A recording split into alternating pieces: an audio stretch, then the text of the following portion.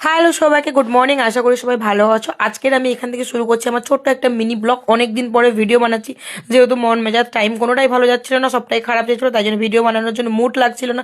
তাও ছোট ছোট রিলস বানাচ্ছিলাম। এদিকে দেখো আমি আর আমার বোন আজকে যাচ্ছি স্কুটি করে বাজারে বেরিয়ে পড়েছি। কেন বাড়িতে স্কুটিটা থাকে না বলতে আমার ভাই নিয়ে চলে যায়, না হলে আমার বাবা নিয়ে চলে যায়, যে কোনো কেউ নিয়ে চলে যাবে। তাই জন্য আজকের আমি আর বোন অনেকদিন পরে নিজেদের বাড়ির কাজকর্ম আছে, সেগুলো তো সারবই, আর নিজেদের কিছু কাজকর্ম আছে দেখো। তাই জন্য বেরিয়েছি, এসেছি মশলা বাজারে, যেহেতু আমাদের মাসকাবাড়ি বাজার যায় রকি থেকে, তোমরা সেটা সবাই জানো।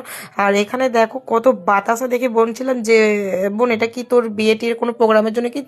বোন বলছে না, দেখো কত বাতাসা এখানে আছে। ও বলছে যারা যারা আমার বিয়েতে খেতেছো তাড়াতাড়ি অবশ্যই চলে আসবে। আমার বোনের যখন বিয়ে হবে তখন কিন্তু অবশ্যই আমরা সবাইকে বেশি বেশি মানুষকে ডাকবো, যাদেরকে আমরা চিনি না তাদেরকেও আমরা কম বেশি ডাকার চেষ্টা করবো। ভগবানের কাছে তোমার প্রার্থনা করো আমার বোনের জন্য একটা ভালো ঘর থেকে বিয়ে হয়।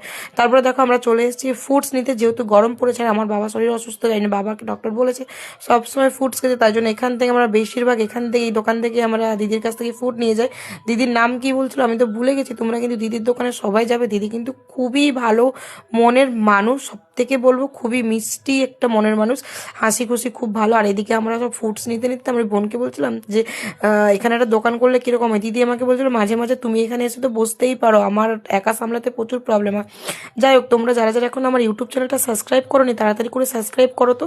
আর আমি আমার জন্য নিচ্ছিলাম মৌসুমি লেবু, যেহেতু মৌসুমি লেবু খেতে আমার ভীষণ ভীষণ পরিমাণ ভালো লাগে, কিন্তু কমলা লেবুগুলো খেয়ে দেখেছিলাম।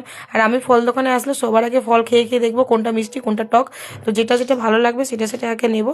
যাক, এখান থেকে আমি মৌসুমিগুলো নিয়ে নিচ্ছিলাম নিজের জন্য, আমার জন্য আর বোনের জন্য, যেহেতু মৌসুমি আর বেদানা খেতে খুবই ভালো লাগে। যারা যারা আমার ভিডিওটা দেখছো তারা লাইক কমেন্ট শেয়ার করে দিও, আর ইউটিউব থেকে দেখলে অবশ্যই সাবস্ক্রাইব করে দিও। টাটা।